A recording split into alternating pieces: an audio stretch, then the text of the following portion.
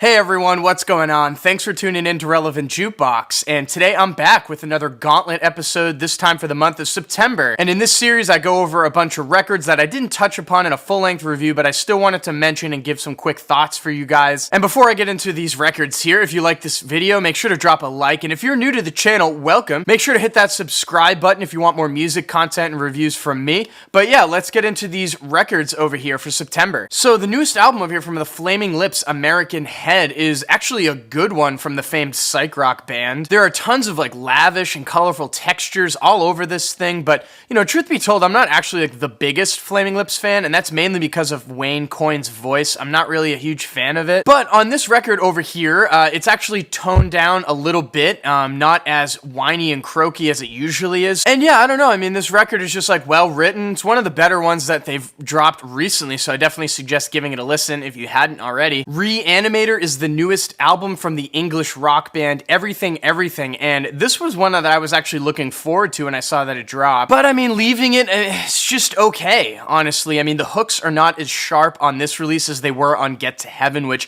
I still think is their best record to date. But yeah, I mean, I don't know, the record was just like okay overall. There isn't really that much more to say about it, honestly. Sprain is a newer indie rock band that's hitting the scene here, and As Lost Through Collision is their debut, I think. Now, this album actually came highly recommended to me and was advertised as a mix between like Slint and Unwound, which sounds really, really cool if they were able to pull that off, but unfortunately on this record they don't. I mean, the songwriting is just not there to really keep your attention throughout the entirety of this record, but who knows, I mean, maybe they can wow me on a future release. The Meridian brothers, Cumbia Siglo 21 is the newest album from this Colombian experimental band who, truth be told, I hadn't really listened to up until this point, and Cumbia is not a genre that I could consider myself well versed in, and if you out there watching this are a noob in that genre like I am, I mean, don't let that get in the way here, because I still think there's a lot of things to like about this record, like its neon-soaked sound palettes and its whacked-out psychedelic aesthetics. I mean, it's an odd one, it's vibrant, and it's definitely worth checking out. I mean, I kind of keep revisiting it. Newest album from Napalm Death, Throes of Joy in the Eyes of Defeatism, was just okay. I mean, it's heavy, but I don't know, I mean, it's just kind of blah, honestly. I mean, the title was cooler than the album. So No Era Solida, which I'm probably saying wrong, is the newest full-length from Lucrecia Dalt over here, which is a record that I was a lot more excited going into it than I was leaving it. It's this like IDM, experimental electronic kind of release over here that would normally be right up my alley, but overall the listening experience is just a little too stark, and it's like severely lacking in the melody department. Yet another full-length album of unreleased tracks from Hudson Mohawke over here, Airborne, Lard, and it fits right in with those other two releases, BBHE and Poom Gems, that he dropped a little while ago. So I mean, definitely give this a listen if you're a Hudson Mohawke fan. I mean, there's some hidden gems in the track list just like on those other two releases. Sevdaliza, the Iranian singer, songwriter, and producer, has a new album out over here. And now the presentation of this release is just very minimal, almost to a fault for me at times, as on some of these tracks there's not really that much going on. However, this can work to her favor in some spots, like the track All Rivers at Once, which is just absolutely stunning. However, I don't know, there just wasn't really a ton going on throughout the rest of the album to really draw my attention, but I suppose if you enjoy subtlety in music, then you might get a little bit more out of this than I did. I mean, the second album from producer A.G. Cook over here, Apple, just did not come together the way that I had hoped it would. I mean, it's a little varied, a little all over the place, but it's his singing voice. It's an instant stopper for me. It's just too many effects on it. It just sounds too whiny.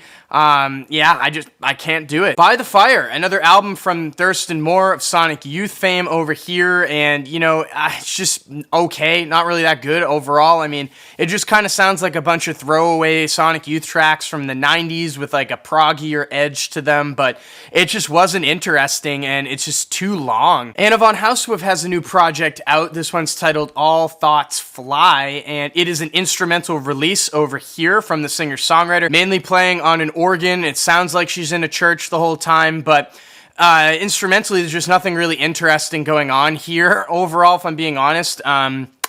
Yeah. And rounding out this batch of records from the month of September is a new album from the artist Cotin, Finds You Well. I hope I'm saying that right. I'm brand new to this artist, but this came out on Ghostly International.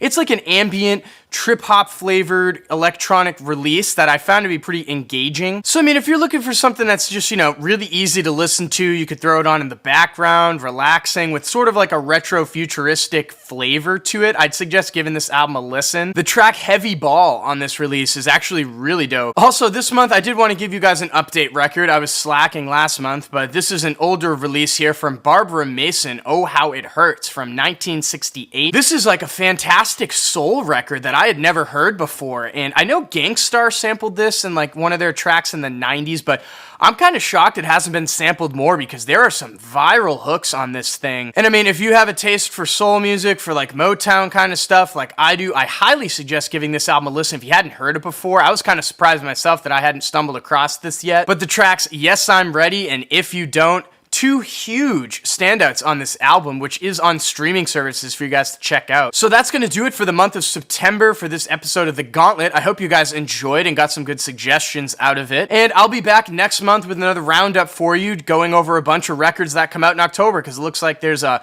bigger release calendar coming. And if you did check out these records or there was anything that I missed, let me know in the comments down below. And as always, guys, thank you so much for watching. Make sure to like if you like and share. And if you want more content from me, hit that subscribe button. Peace.